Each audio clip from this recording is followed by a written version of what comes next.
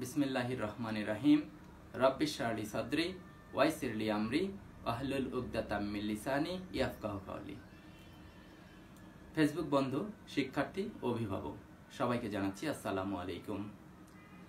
আজকে প্রথম আমার ভিডিও এই বার্তা। আজকে গোটা বাংলাদেশ এবং গোটা বিশ্ব যে করোনা ভাইরাস পরিস্থিতির কারণে সকল কিছু স্থবির হয়ে গেছে, সেই সাথে আমাদের শিক্ষা কার্যক্রম স্থবির হয়ে আছে।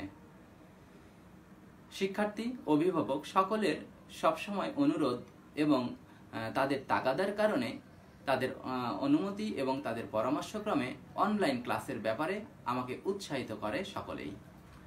কিন্তু আমি পরিস্থিতি দেখার জন্যে আসলে একটু অপেক্ষা করছিলাম যে কি হয় দেখি, তারপরে অনলাইন ক্লাস শুরু করব। যাই হোক, যেহেতু আমাদের পরিস্থিতি এখন স্বাভাবিক নয় আর এইটা হতে কতদিন সময় লাগবে যেহেতু আমরা কোনো অনুমানই করতে পারছি না, তাই শিক্ষার্থীদের তো আর বসিয়ে রাখা যাবে না। এই জন্য আমি অনলাইন ক্লাসের উদ্যোগ নিয়েছি।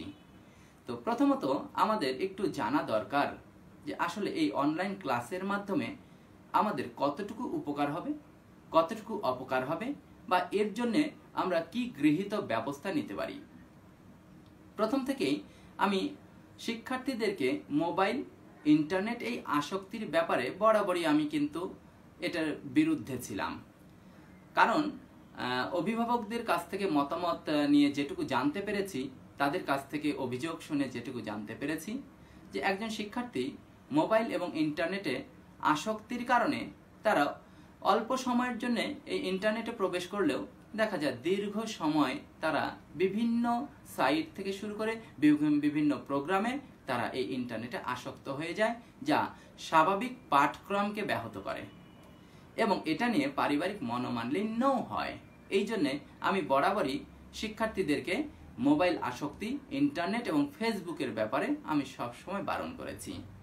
কিন্তু যুগের সাথে তাল মিলিয়ে সবাই আপডেট হয়েছে এবং নিষেধ করা সত্ত্বেও কখনোই এই শিক্ষার্থীদেরকে মোবাইল বা ইন্টারনেট আসক্তি থেকে তাদেরকে বিরত রাখা যায়নি। তো এখন যেহেতু পরিস্থিতি আমাদের অনুকূলে নয়, আমাদের শিক্ষাক্রম একেবারেই বন্ধ হয়ে গেছে, তাই আমরা কিছু ব্যবস্থা নিয়ে আমরা এই মোবাইলে আমরা অনলাইন ক্লাস করতে পারি। তবে যদি কিছু গৃহীত ব্যবস্থা আমরা অভিভাবক কর্তৃক এবং শিক্ষার্থী নিজেই যদি আমরা নিতে পারি, তাহলে আমরা ক্ষতির মাত্রা অনেকাংশে কমাতে পারবো, বরং সেটা আমাদের উপকার হবে। প্রথমত অনলাইন ক্লাসের ব্যাপারে আমাদের যেটুকু করতে হবে, নিজেদেরকে করতে হবে, সেটা আমরা যতটুকু অনলাইন ক্লাস হবে ঠিক ততটুকু সময় মোবাইল বা আমরা ল্যাপটপে বা কম্পিউটারে থাকব। ক্লাস শেষ আমরা ইন্টারনেট থেকে বেরিয়ে যাব।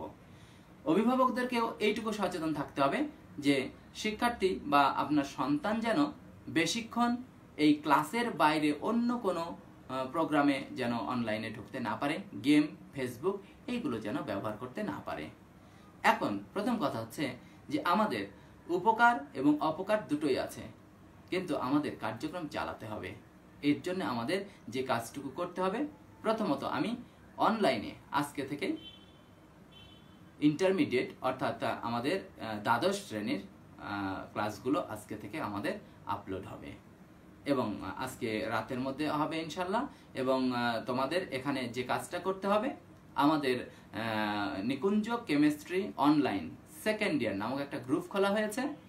এখানে কেবলমাত্র আমার শিক্ষার্থীদেরকেই সুযোগ দেওয়া হয়েছে এবং তারা তাদের প্রয়োজনীয় প্রশ্নগুলো পূরণ করে এখানে এই গ্রুপে অ্যাড হতে পারবে এবং অ্যাড হওয়ার পর এখান থেকে সরাসরি আমার ভিডিও ক্লাসগুলো করা যাবে।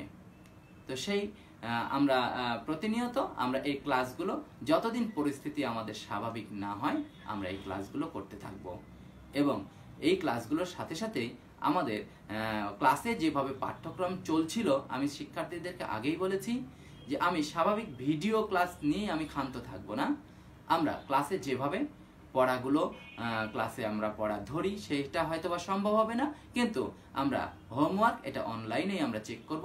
পরীক্ষাগুলো আমরা অভিভাবকের উপস্থিতিতে এবং সততার সহিত আমরা পরীক্ষাগুলো নেওয়ার চেষ্টা করব এবং খাতার মূল্যায়ন আমরা শিক্ষার্থী, অভিভাবক এবং আমার সহযোগিতায় আমরা সেগুলো সম্পাদন করব। তো সবাইকে এই অনলাইন ক্লাসের প্রথমত আমরা শুরু করছি এবং এখানে সবাইকে আমন্ত্রণ জানাচ্ছি আমার শিক্ষার্থীদেরকে এই পর্যন্ত সবাই ভালো থেকো, সুস্থ থেকো। আল্লাহ হাফেজ।